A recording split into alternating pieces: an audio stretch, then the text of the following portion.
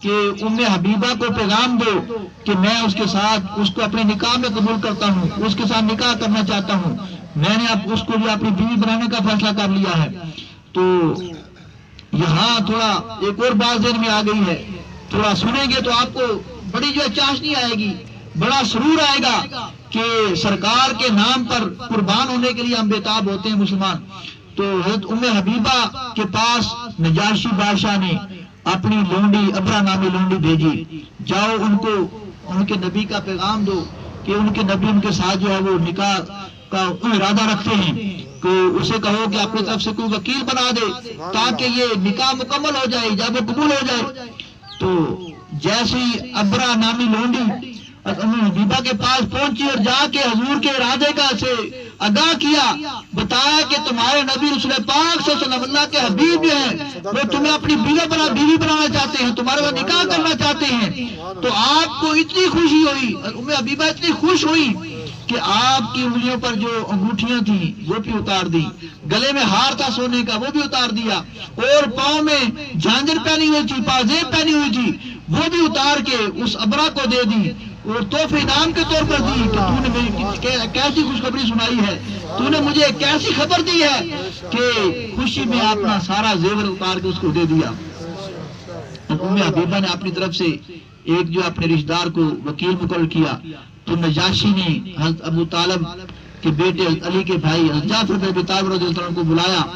پھر جب مجلس سے نکاح ہوئی، نکاح کی مجلس منعقد ہوئی، تو نجاشی نے حضرت جعفر بن ابی طالب کے ذریعے اس وکیل کے ذریعے سے حضرت حبیبہ کے طرف سے قبولیت کا اقرار لے لیا، یعنی نکاح ہو گیا۔ تو پھر نجاشی نے وہاں ان تمام مجلس کے جتنے بھی نکاح میں آئے تھے سارے کے سارے ان کو کھانا بھی کھلایا، دعوت بھی کی، اور 400 دینار جو ہے وہ مہر مقرر کیا، وہ نجاشی نے ادا کیا۔ تو یہ حبیبہ جب مدینہ پاک آتی ہیں، سرکار کی زوجہ بن جاتی ہیں، تو پھر حبشہ سے جو ہے وہ بحری جہاز کے ذریعے آپ مدینہ آئیں۔ حضور غزوہ جو خیبر کے موقع پر تھے وہاں سے واپس آئے تو ملاقات ہوئی۔ تو اس کے بعد حبیبہ بیان فرماتی ہیں کہ آپ کا والد ابو سفیان ابھی مسلمان نہیں ہوا تھا، ابھی کافر ہی تھا، مسلمانوں کا بڑا دشمن تھا، حضور کا بڑا دشمن تھا۔ تو وہ صلح حدیبیہ کا جو مسلمانوں کا اور مکہ والوں کو جو آپس میں ایگریمنٹ ہوا تھا، جو ڈیلنگ ہوئی تھی، وہ اس میں میعاد بڑھانے کے لیے، کیونکہ کافروں نے مکہ والوں نے اس کی خلاف ورزی کی تھی، اس معاہدے کو توڑ دیا تھا، تو حضور نے ان کے خلاف جنگ کرنے کا کھلا اعلان کر دیا تھا۔ تو ابو سفیان اس لیے آیا تاکہ میں مسلمانوں کے نبی کے ساتھ پاس جا کے کچھ مہلت بڑھا لوں کہ سال 2 سال اور ابھی آپ مکہ نہ آئیں۔ ابھی جو ہے وہ مہلت بڑھانے کے لیے گیا، تو حضور سے عرض کی تو حضور نے فرمایا اب کوئی مہلت نہیں ملے گی۔ پھر وہ سیدنا صدیق اکبر کے پاس گیا، انہوں نے بھی انکار کر دیا۔ جب حضور نے انکار کر دیا، ہم کون ہوتے ہیں تمہیں اجازت دینے والے؟ عمر فاروق کے پاس گیا تو انہوں نے بھی انکار کر دیا۔ تو پھر اس نے کہا چلو بات تو نہیں بنی، جو کام آیا تھا وہ تو نہیں ہوا، چلو اپنی بیٹی کو ملتا جاتا ہوں۔ تو حضرت حبیبہ کے گھر ابو سفیان آپ کا والد ملنے کے لیے آتا ہے، اور جیسے ہی کمرے میں داخل ہوا اور چارپائی پر حضور کا بستر بچھا ہوا تھا، ابو سفیان نے بیٹھنے کا جیسے ارادہ کیا، حبیبہ نے فوراً بستر لپیٹ دیا، فوراً بستر اکٹھا کر دیا۔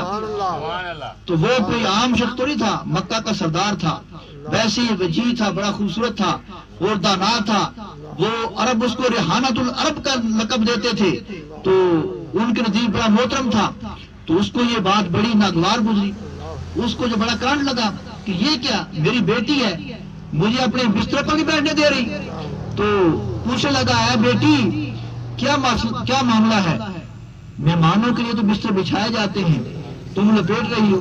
مہمانوں کی تو خاطر مدارت کے لیے بستر بچھائے جاتے ہیں، اچھے سے اچھا جو ہے وہ بستر چارپائی چادر نکالی جاتی ہے تاکہ مہمان دیکھ کے خوش ہو، وہ اس کی وقار میں، اس کے احترام میں، اکرام میں جو ہے اضافہ۔ یہ بھی حضور کی سنت ہے کہ مہمان کی جو ہے وہ خوب اکرام کو عزت کرو۔ تو اس لیے مہمانوں کے لیے بستر بچھائے جاتے ہیں، تو تم اکٹھے کر رہی ہو، کیا ماجرا ہے؟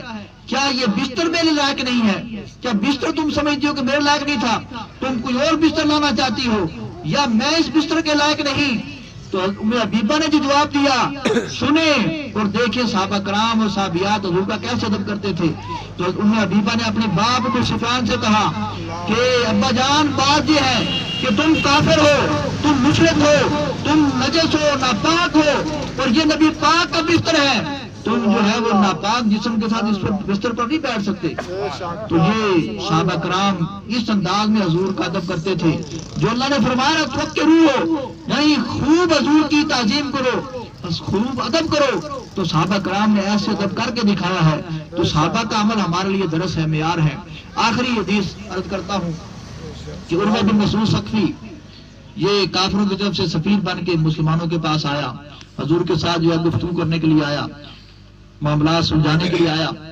تو اس نے جب صحابہ کرام کا حضور کے ساتھ ادب احترام دیکھا تو جا کے واپس اپنی قوم کو کہتا ہے اے میری قوم، یا قوم واللہ لقد وظفت الملوک وفدت علی کسری و کسری والنجاشی ان رأیت مالکا یعظم اصحابہ ما یعظم اصحاب محمد محمدا. کہ اے میری قوم خبردار، میری بات غور سے سنو کہ میں بڑے ملکوں میں سفیر بن کے گیا ہوں، تمہاری طرف سے سفارت کے لیے میں گیا ہوں، ان ملکوں کے سفارت خانوں میں گیا ہوں، میں اٹلی کے بادشاہ کے پاس بھی گیا ہوں، میں ایران کے بادشاہ کے پاس بھی گیا ہوں، حبشہ کے بادشاہ نجاشی کے پاس بھی گیا ہوں. ان رأیت مالکا، کہ میری قوم میں نے کوئی بادشاہ ایسا نہیں دیکھا کہ اس کے جو درباری یا اس کے ماننے والے اس بادشاہ کی اتنی تعظیم کرتے ہوں، اتنا احترام کرتے ہوں، ما یعظم اصحاب محمد محمدا، کہ جتنا تعظیم، جتنا ادب، جتنا احترام جو ہے محمد کے غلام محمد کا کرتے ہیں، میں نے کبھی ایسا کوئی بادشاہ نہیں دیکھا.